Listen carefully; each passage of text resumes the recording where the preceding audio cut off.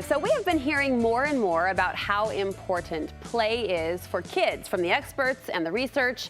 But what is our role in that? My next guest says moms and grandmas can set up a good support for better, more enriching playtime at home.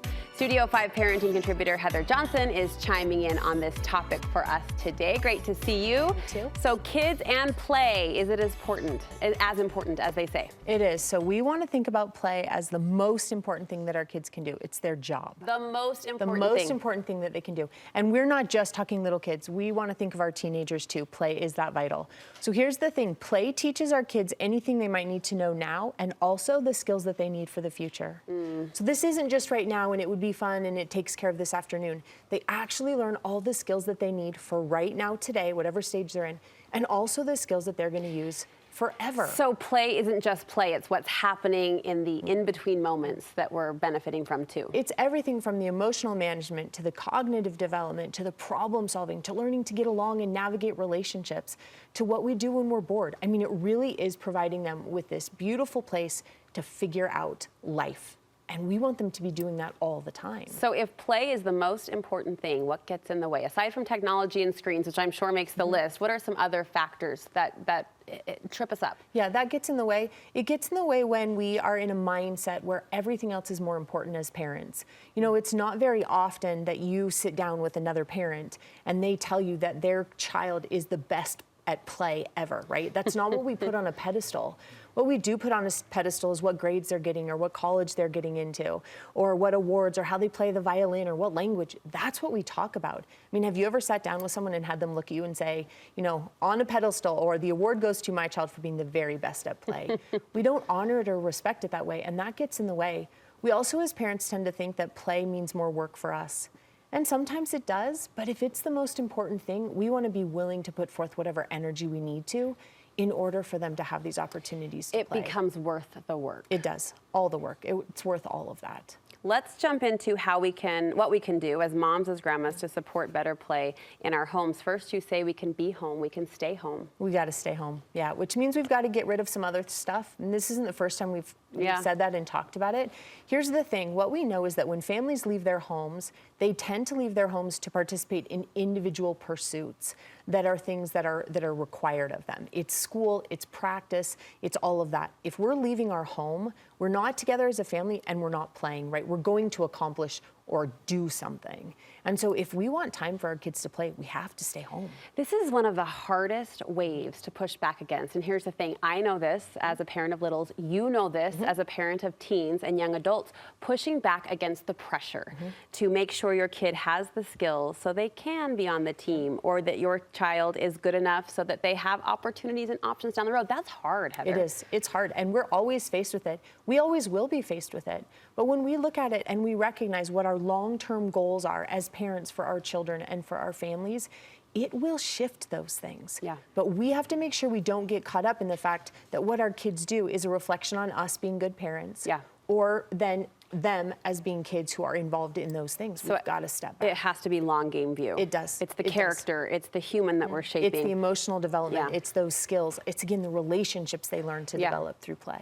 You don't want us to save our children, to swoop in and rescue them from the perils of boredom. Yes, which we, again, face all the time. You know this, too, where we're in these positions where they're bored. And play sometimes turns into boredom, right? And we go to save them. We don't want to save them from boredom. If you have a child who's saying to you, I'm bored, a teenager saying, I'm bored, look at them and say, I'm sorry that it feels that way right now. And I trust that you can figure out what to do. Or I have confidence that you can go solve this problem and send them on their way. Depending on the kid, and maybe more so depending on the age, I find myself thinking, though, it can't just be a wash my hands of it. Like we talked about play requiring work on our part, and I almost feel the societal narrative that hands off, Mom. Let the kids just go figure it out. And that doesn't quite work exactly so. It doesn't. Not just like that. Not where we literally just sit in a chair or go about our, you know, whatever we're doing and let them alone. But it's having the confidence and sending them that way with that confidence and then essentially walking side by side with them to help in that process. They don't know all the options. They don't know how to solve all the problems. But the swoop in when we just take care of it for them or when we allow technology to take the place or count as play, that's not what we're talking about when we say play. You want parents, grandparents to play too. Everybody should be playing. We should all be playing. Now, here's the thing. We have such beautiful research that shows us what happens when parents play with their kids. One of my favorites is that kids who have parents who play with them are more resilient to stress over the course of their lives. I love this idea that our children are better able to navigate stress always. The hard stuff. Not just when they're 5 or when they're 12 or 18. Yeah. But they can handle the hard stuff and be more resilient to it when we're playing side by side with them. I love that So the too. next time we're sitting there wondering, hey, I have a million things to do and it's time for dinner and we have this and this, or I could go play, remember that playing with them actually transforms and gives them power and ability throughout the course of their lives. You say a parenting trap we easily fall into along the age spectrum here. I can see how this applies to both sides of the age groups, but we pit play against work. We do. We put our kids in this position where we raise them feeling like when work is done because it's most important, then you can have an opportunity to play, almost like they have to earn it. It's or a reward. Be enough. Yes. Yes. So when the grades and when the work and when your room is all taken care of, then you can think about playing. We don't want to pit them against each other. In fact, it's a good motivator. It is a good motivator. My daughter will practice the piano if she knows she can go rollerblade. Well, here's what's really cool. When we actually let our kids play, and that's their primary form of how they function, right? That unobstructed, not supervised, but really when it's not tethered to anything, they're more likely to work after that.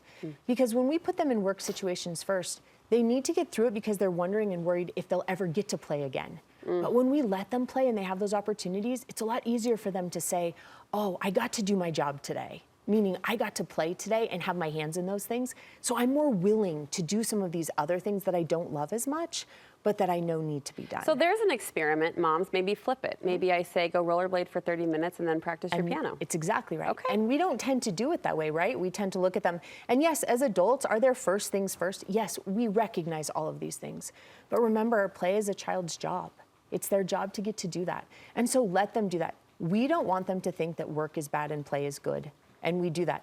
They're both necessary for raising moral children. We need them. We've got a minute left. You want us to be a believer in play, and you want us to create a place to play as well. A place to play. So anything that we believe in as parents, we tend to help facilitate for our kids.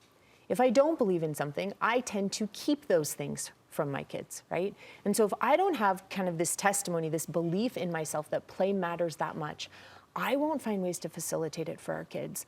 I won't stay home. I will cram our schedule with too much. I won't sit down next to them when they're doing something. So it does always, like always, has to start with us where we're believers. And then especially making a space, this is something that impacts grandparents a lot.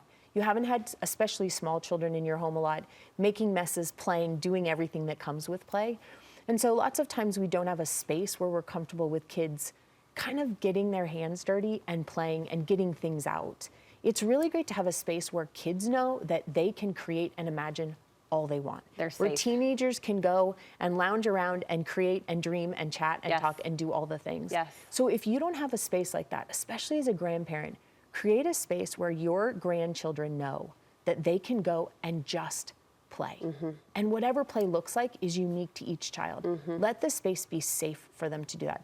It takes some stress off of us too, because we know that's a play place. It's touchable, it's right? breakable. You can do all of that. The playroom at my mom's house is like It magical. becomes magic. It's magical, and it inspired the playroom we have at our house. And so to know that there's that area for the kids to do this all-important work is really cool. Heather, thank you. Hey, thank you so much. Heather has a private practice where she coaches families and individuals. You can find her contact information on our website.